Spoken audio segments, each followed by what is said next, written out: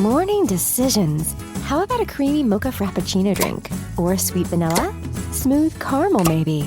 Or a white chocolate mocha? Whichever you choose, delicious coffee awaits. Find Starbucks Frappuccino drinks wherever you buy your groceries. ¿Crees que conoces la historia de David?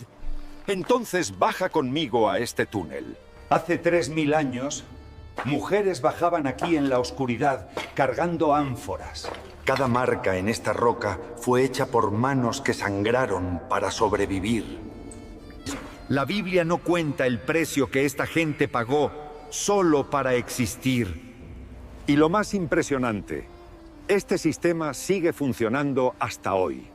La mayoría imagina a Israel en el tiempo de David como reino glorioso de palacios dorados. La verdad, Jerusalén tenía menos de 2000 habitantes cuando David la conquistó. Hebrón olía a ganado y cuero curtido. Belén era aldea de pastores donde agua venía de cisterna cavada en la roca. Lo que esas 3 ciudades tenían en común era polvo, trabajo brutal y jerarquía rígida que decidía si comías o pasabas hambre. Coloca en perspectiva. David gobernó 40 años, de 990 hasta 950 a.C., pero no gobernó desde un solo lugar. 7 años en Hebrón como rey, apenas de Judá. 33 años en Jerusalén después de unificar las 12 tribus. Y Belén, su ciudad natal, nunca dejó de ser referencia de identidad. 3 ciudades, 3 realidades completamente diferentes, 3 modos de sobrevivir. Jerusalén, cuando David llegó, no era metrópoli, era fortaleza jebusea, construida en una cresta estrecha entre 2 valles, el Cedrón y el Tiropeón. La ciudad ocupaba tal vez 6 hectáreas. Compara con campo de fútbol, que tiene poco más de media hectárea. Jerusalén entera cabía en 12 campos de fútbol. Murallas de piedra caliza con 3 metros de espesor cercaban todo. Calles demasiado estrechas para que 2 burros pasaran lado a lado. Casas de piedra con techos planos de barro y ramas. Y el mayor tesoro de la ciudad estaba fuera de las murallas.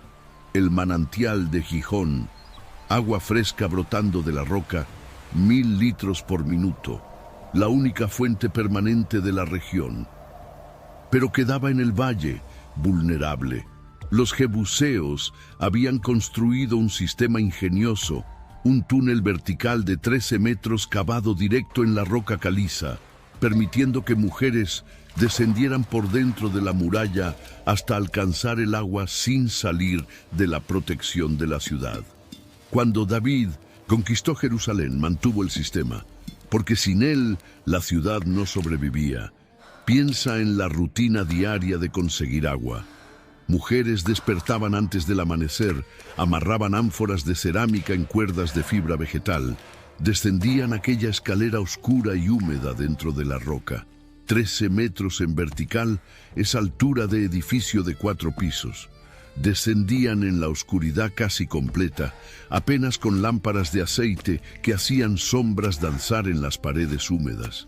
Llenaban las ánforas 20 a 25 litros cada una, y entonces venía la parte brutal, subir.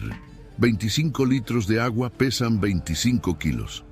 Imagina cargar eso en la espalda subiendo escalera de 13 metros en túnel estrecho donde no caben 2 personas lado a lado, sin pasamanos, piedras resbaladizas. Una caída significaba fracturas graves, tal vez muerte, y esto se hacía 3-4 veces por día porque familia promedio de 6 personas consumía 80 a 100 litros diarios apenas para beber, cocinar y lavar manos. Jerusalén bajo David creció. Él expandió las murallas, construyó el palacio real con cedros del Líbano traídos por artesanos fenicios.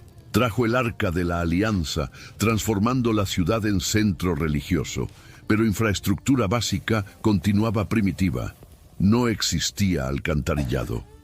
Desechos eran arrojados en fosas cavadas en los patios o simplemente lanzados ladera abajo.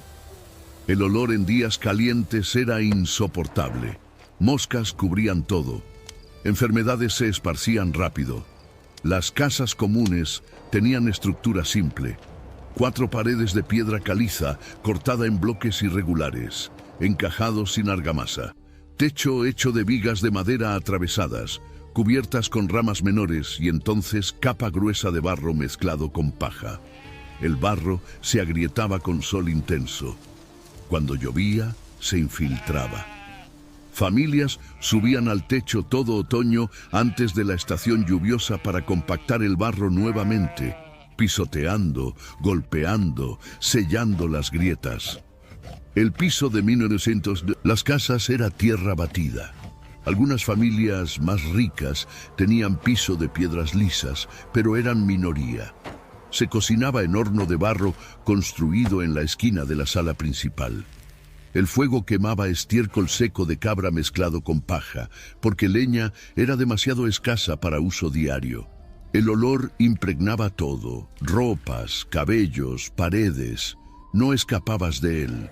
Ventilación venía de puerta baja y pequeña ventana, apenas aberturas en la pared sin vidrio, cerradas por la noche con estera de junco para impedir entrada de animales. Iluminación era lujo.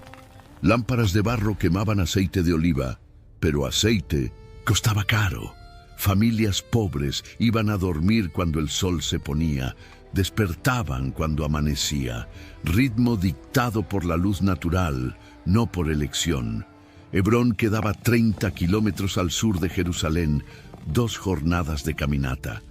Pero era ciudad completamente diferente, más antigua, más establecida, más tradicional. Allí Abraham había comprado la cueva de Macpela para sepultar a Sara. Allí estaban enterrados los patriarcas. Hebrón tenía peso espiritual que Jerusalén aún no poseía cuando David comenzó a gobernar.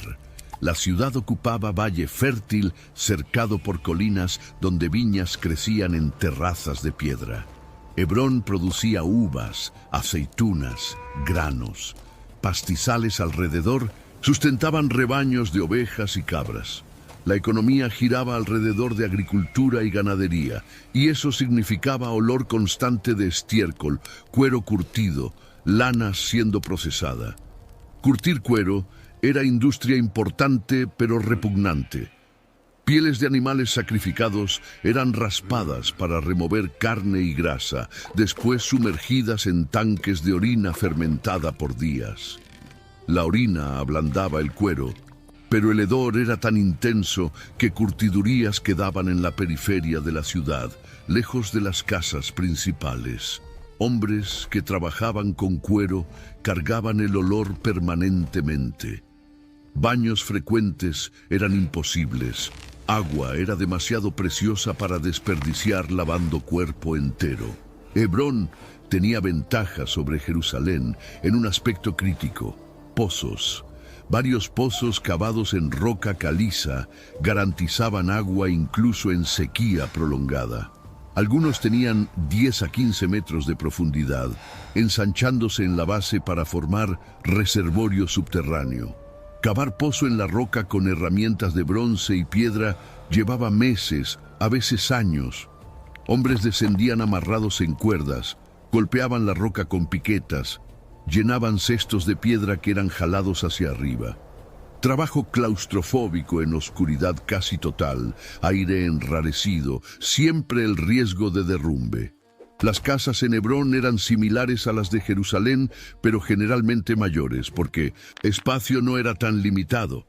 Familias extendidas vivían juntas, abuelos, padres, hijos, nietos, todos bajo el mismo techo. Estructura social era profundamente jerárquica. El patriarca decidía todo: matrimonios, negocios, disciplina. Mujeres y niños obedecían sin cuestionar. Comidas eran comunitarias. Se sentaban en el piso en círculo alrededor de olla central. Comían con las manos, rasgando pedazos de pan que servían como cuchara para tomar guisado de lentejas, garbanzo, cebollas. Carne era rara, reservada para festivales o sacrificios. Familia común comía carne tal vez 5 a 10 veces por año. Proteína venía principalmente de lácteos, leche de cabra, cuajada. queso seco. Belén era menor que Hebrón y Jerusalén, aldea de pastores a 12 kilómetros al sur de Jerusalén, tal vez 500 habitantes en el tiempo de David. La ciudad quedaba en región de colinas donde pastizales sustentaban rebaños. Economía era casi exclusivamente pastoril. Hombres pasaban semanas en los campos con ovejas, durmiendo a la intemperie, comiendo pan seco y queso, volviendo a la aldea apenas para festivales o emergencias. Isaí, padre de David, era propietario de rebaños. Primer libro de Samuel menciona que él era hombre importante en Belén, respetado por los ancianos. Pero importante en Belén no significaba riqueza por los estándares de Jerusalén. Significaba que tenía 80 a 100 ovejas, algunos ciervos, casa de piedra con 2 habitaciones en vez de una. Aún bebía agua de cisterna compartida. Aún comía pan de cebada, no trigo, porque trigo costaba el doble. Pastorear ovejas era trabajo brutal y solitario. Pastor despertaba antes de la aurora, conducía rebaño para pastizal, pasaba el día caminando kilómetros buscando pasto fresco. Necesitaba proteger ovejas de predadores, leones, osos, hienas, chacales. David mató león y oso defendiendo rebaño de su padre. No era exageración poética, era realidad documentada. Por la noche, Pastor construía cercado improvisado con piedras apiladas y ramas espinosas. Dormía en la entrada del cercado, literalmente volviéndose la puerta. Si predador atacaba, tendría que pasar por encima del pastor primero. Noches frías en las colinas de Judá, temperatura bajando a 5 o 6 grados Celsius, Pastor enrollado en manto de lana, durmiendo con un ojo abierto, bastón al alcance de la mano. Bastón de pastor no era accesorio ceremonial, era herramienta de supervivencia. Pedazo de madera dura, roble o terebinto, con cerca de 1,5 metros de largo, extremidad inferior, reforzada a veces con piedra atada, extremidad superior curvada para formar gancho. Servía para guiar ovejas, jalarlas de hoyos, defender contra animales. Pastor hábil lanzaba el bastón girando en el aire, acertando lobo a 20 metros de distancia. Honda era otra herramienta esencial. Tira de cuero con bolsa en el centro para sostener piedra. Pastor practicaba desde niño hasta conseguir acertar blancos pequeños a 50, 60 metros. No era juego, era habilidad de combate. Cuando David enfrentó a Goliat, su arma no era juguete de niño. Era instrumento letal de pastor experimentado que había derribado predadores innumerables veces. La vida en Belén giraba alrededor de las estaciones. Otoño era época de siembra, campos de cebada y trigo sembrados después de las primeras lluvias. Invierno era lluvioso, frío, trabajo reducido. Primavera traía cosecha de cebada en marzo, trigo en mayo. Verano era seco, caliente, pasto escaseaba. Rebaños eran llevados para colinas más altas buscando vegetación. Cosecha era evento comunitario. Hombres cortaban granos con hoces de bronce, dejando tallos amarrados en gavillas. Mujeres y niños recolectaban espigas caídas. Transporte hasta era hecho en burros, cada animal cargando 30 a 40 kilos. En la era circular y plana, granos eran esparcidos.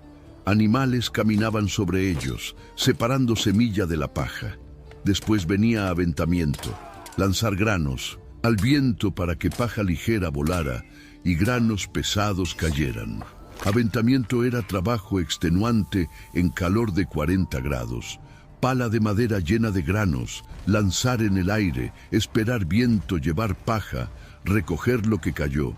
Repetir cientos de veces. Manos quedaban en carne viva sosteniendo la pala. Polvo de paja cubría completamente el cuerpo. Entraba nariz, boca, ojos.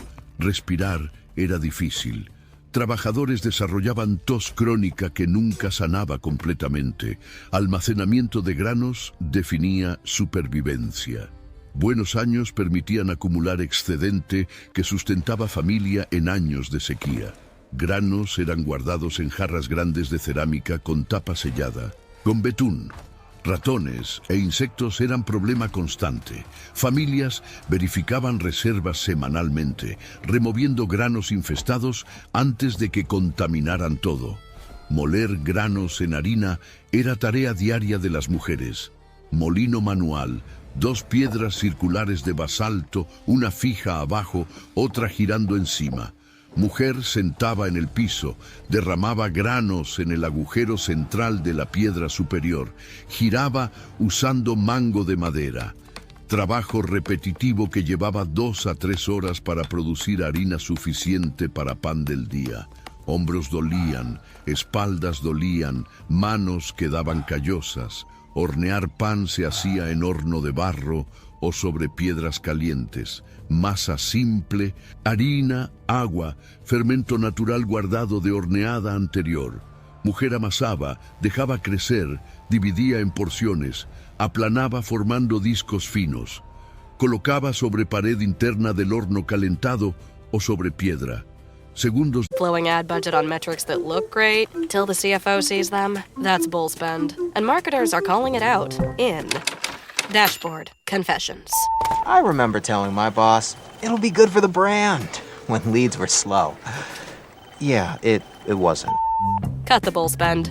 LinkedIn lets you target by company, job title, and more. Advertise on LinkedIn. Spend $250 on your first campaign and get a $250 credit. Go to linkedin.com/campaign. Terms and conditions apply. Después, pan inflaba, formaba burbujas, quedaba listo. Pan fresco era consumido inmediatamente porque endurecía en horas volviéndose piedra. Jerarquía social en las 3 ciudades era rígida y visible. En la cima, rey y familia real. Justo abajo, sacerdotes y profetas. Tercer nivel, propietarios de tierra, comerciantes exitosos, comandantes militares. Cuarto nivel, artesanos, carpinteros, herreros, alfareros. Quinto nivel, agricultores que poseían pequeñas parcelas. Sexto nivel, pastores y jornaleros. En la base, esclavos y extranjeros sin derechos. Ropas identificaban estatus. Ricos usaban lino fino teñido. Colores vibrantes costaban caro porque colorantes venían de moluscos o plantas raras. Pobres usaban lana natural, beige o marrón, tejida en casa. Túnica simple hasta las rodillas para hombres que trabajaban en los campos. Túnica larga hasta los pies para mujeres y hombres de estatus elevado. Manto externo protegía del frío. Servía como cobija por la noche. Era usado como garantía en préstamos, pero tenía que ser devuelto antes de la puesta del sol porque pobre lo necesitaba para dormir. Calzados eran lujo. Mayoría de los niños y muchos adultos pobres andaban descalzos. Sandalias de cuero eran caras, duraban tal vez 1 año de uso intenso. Pies descalzos desarrollaban callosidades gruesas, pero heridas eran comunes. Espinas, piedras afiladas, excoriaciones infectaban fácilmente. Infección sin antibióticos podía significar muerte. Higiene era limitada por la escasez de agua. Baño completo era raro, tal vez 1 vez por mes. Lavado parcial de manos y pies antes de comidas era obligatorio por ley religiosa y práctica. Dientes eran limpiados con ramas deshilachadas de ciertas plantas, sirviendo como cepillo primitivo. Aún así, caries y enfermedades de encías eran universales. Esqueletos de aquel periodo muestran desgaste dental severo, abscesos, pérdida de dientes ya en la juventud. Expectativa de vida era brutal. Mitad de los niños moría antes de los 5 años. Enfermedades, desnutrición, accidentes.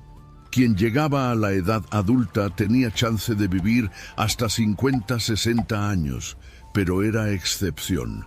Mujeres enfrentaban riesgo alto en partos. Sin asistencia médica adecuada, hemorragia o infección posparto mataba a 1 de cada 20 mujeres. Familias grandes eran necesidad. porque mortalidad infantil significaba que tener 6 hijos tal vez resultaba en 3 adultos. Trabajo infantil era normal. Niños de 5 años ya pastoreaban cabras cerca de casa.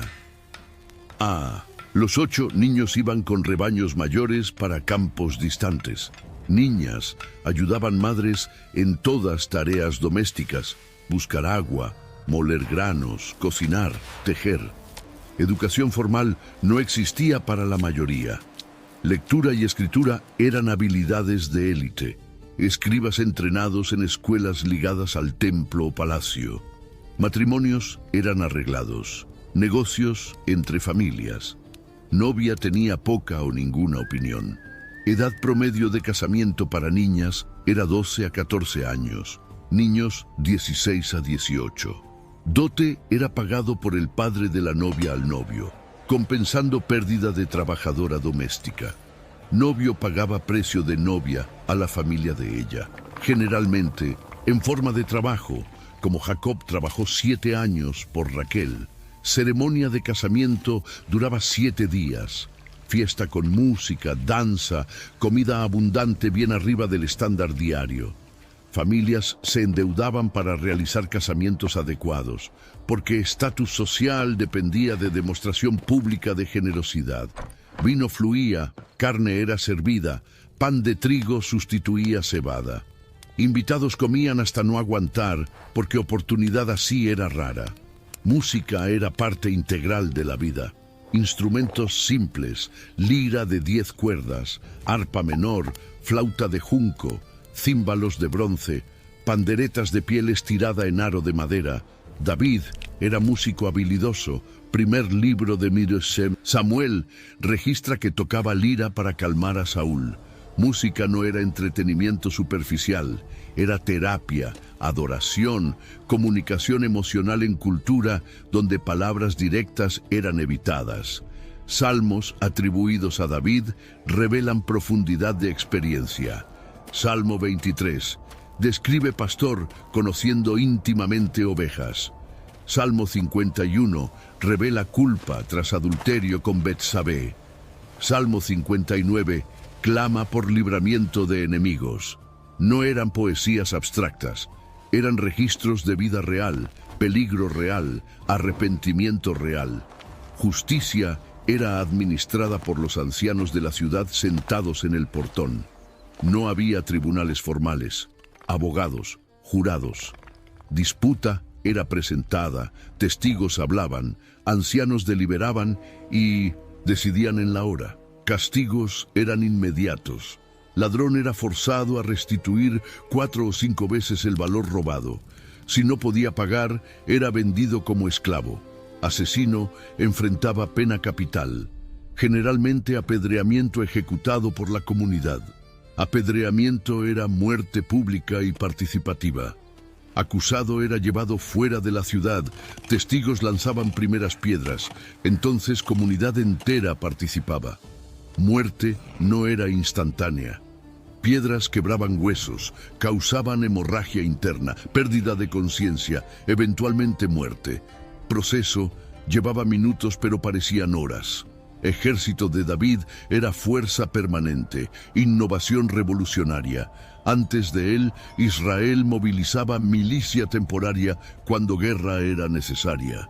David creó núcleo de soldados profesionales, los 30 valientes, guerreros de élite que entrenaban constantemente.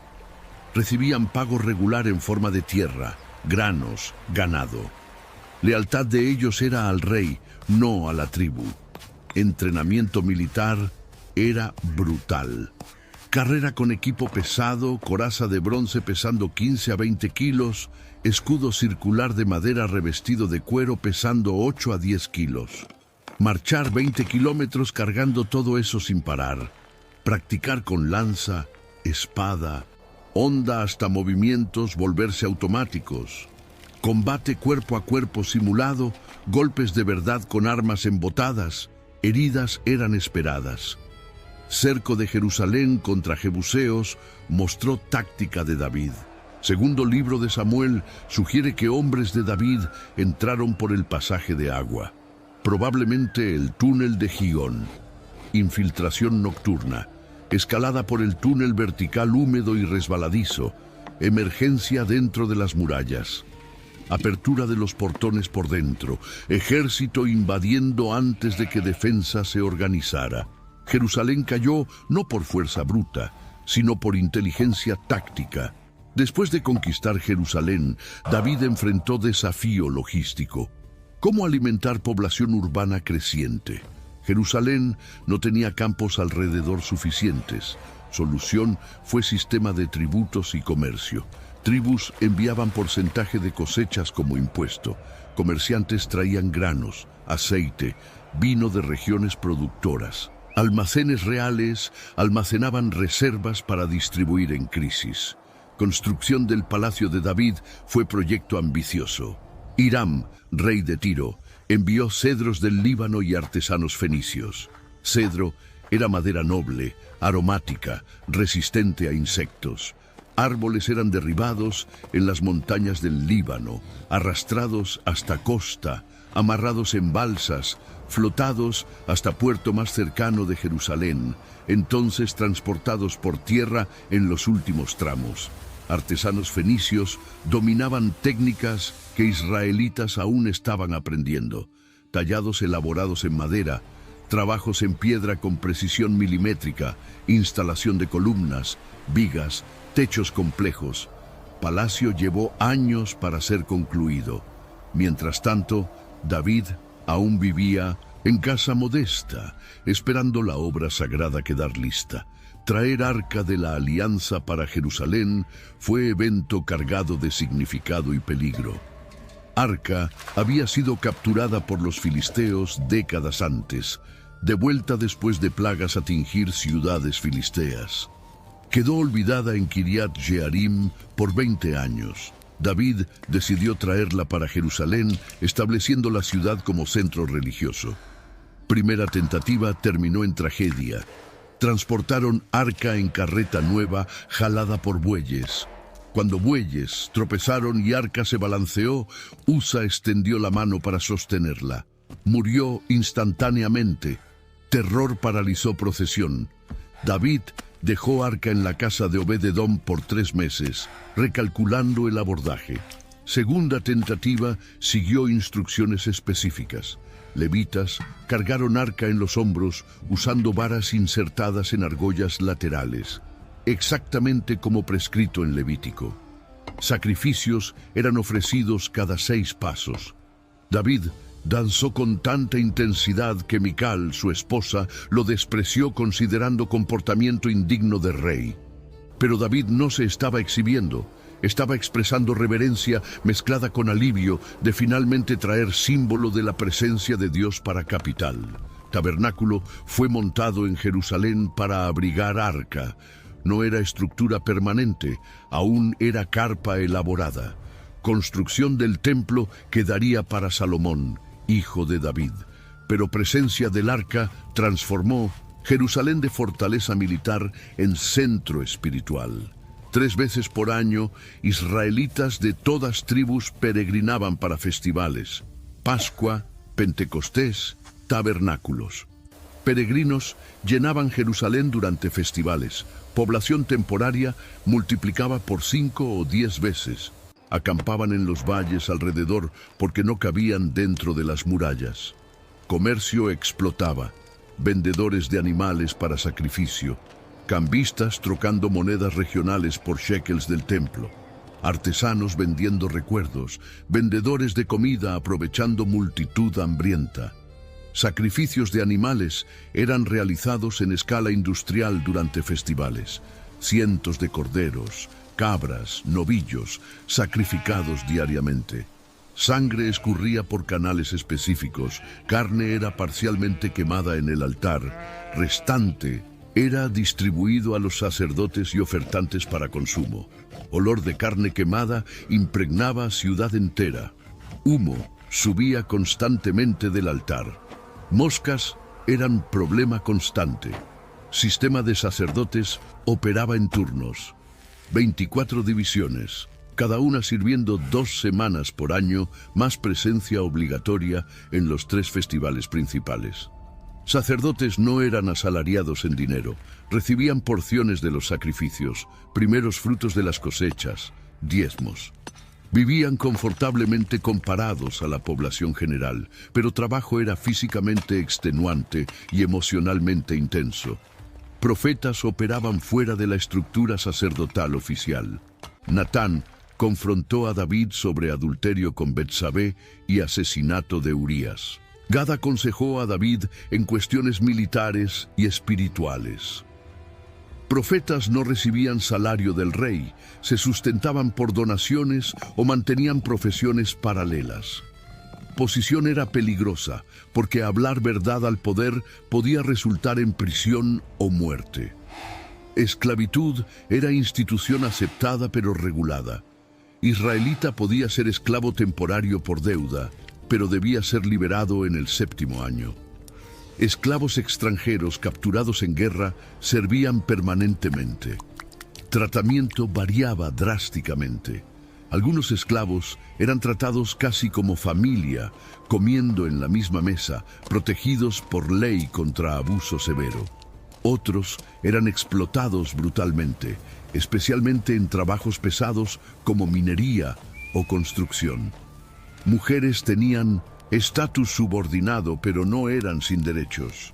Podían poseer propiedad en ciertas circunstancias, especialmente viudas sin hijos varones. Podían iniciar divorcio en casos extremos, aunque era raro. Mujeres de clase alta tenían esclavas para trabajo doméstico. Podían dedicarse a tejeduría fina, produciendo tejidos para venta.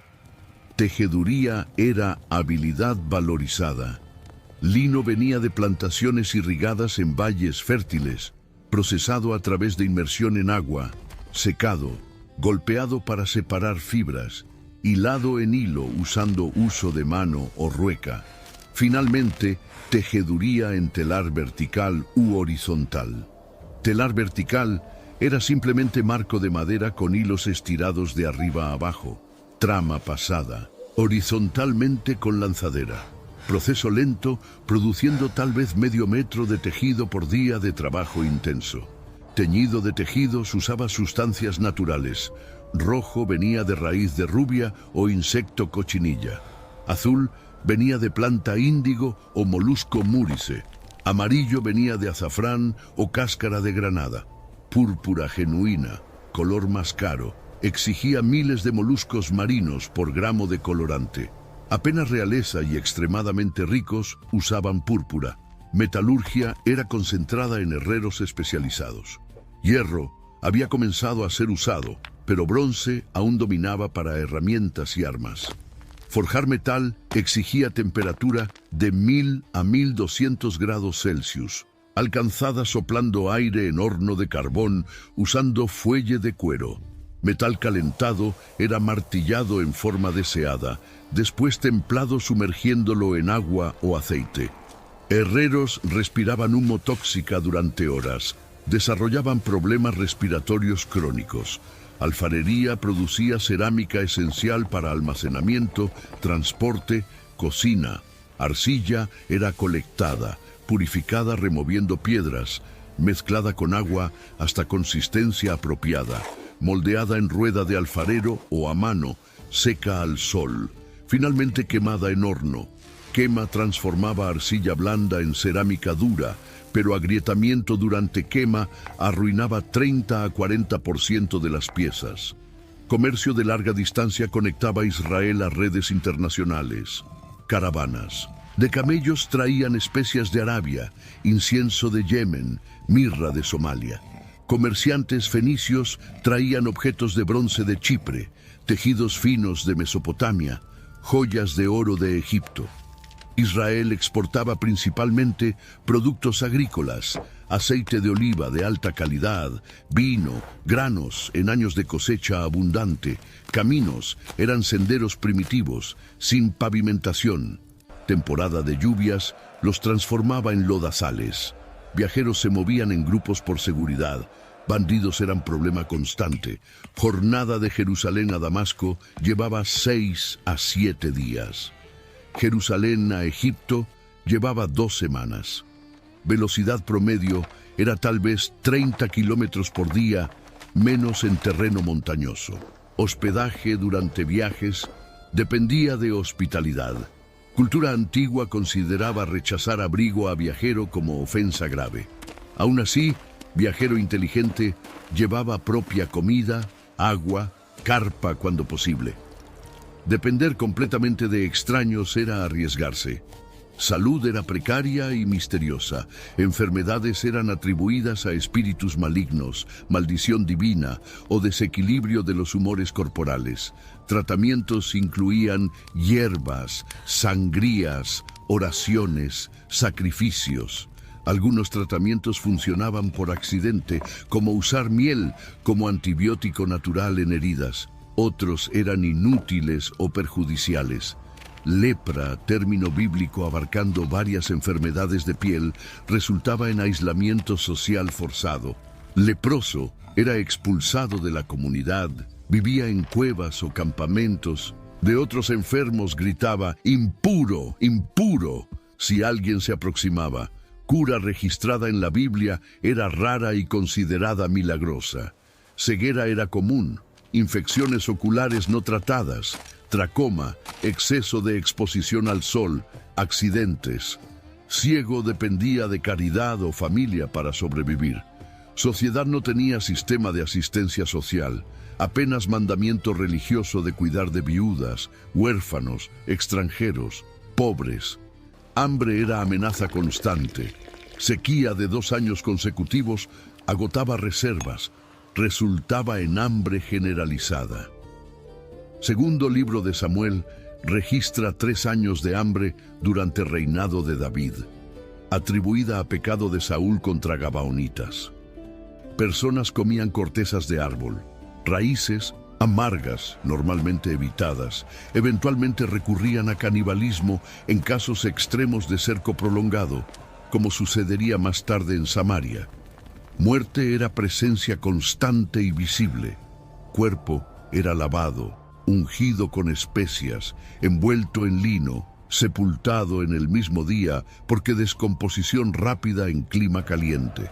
Luto duraba 7 días para familiar cercano, 30 días para padre.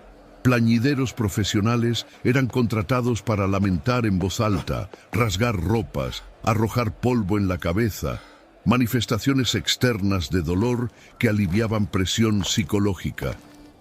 Entierro era en cueva cuando posible, aprovechando formaciones naturales en caliza abundante.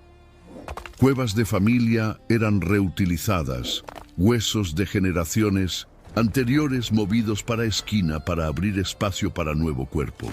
Piedra grande rodaba para cerrar entrada. Tumbas más elaboradas eran excavadas en la roca, con banco interno donde cuerpo reposaba. Vida religiosa permeaba todo. Día comenzaba y terminaba con oración. Comidas comenzaban con bendición. Sábado era día de descanso absoluto, ningún trabajo permitido. Violar sábado era ofensa capital en la teoría, pero aplicación práctica variaba. ¿Cómo era vivir en Israel en el tiempo de David? Era despertar con el sol, porque vela costaba caro. Era beber agua que mujer cargó en la espalda, subiendo escalera de 4 pisos dentro de 1700, túnel oscuro. Era comer pan de cebada, porque trigo estaba más allá del presupuesto. Era trabajar hasta huesos doler, porque parar significaba no comer. Era oler estiércol quemando, porque leña era escasa. Era ver mitad de los hijos morir antes de crecer. Era vivir bajo jerarquía rígida, donde nacimiento definía destino, casi sin excepción. Pero también era vivir bajo rey que había sido pastor como tú, rey que sabía lo que era defender ovejas de león, rey que escribió poesías que cantabas en los campos, rey que trajo arca de Dios para capital, haciendo Israel sentir que Dios habitaba entre ellos de forma nueva. Las cisternas que ellos cavaron aún existen. Algunas funcionan hasta hoy, 3000 años después. Arqueólogos encuentran ánforas rotas con marcas de cuerdas que cortaron la arcilla, pisos de casas donde niños jugaron, huesos de cabras que alimentaron familias. Cada piedra en Jerusalén fue cargada en la espalda de alguien. Cada pozo en Belén fue cavado por manos que sangraron. Cada calle en Hebrón fue pisada por pies descalzos que conocían el precio de la supervivencia. David gobernó 40 años, pero quienes realmente construyeron el reino fueron los anónimos, los que despertaban antes del sol, los que cargaban agua, los que plantaban en el suelo seco, y el legado de ellos aún está de pie.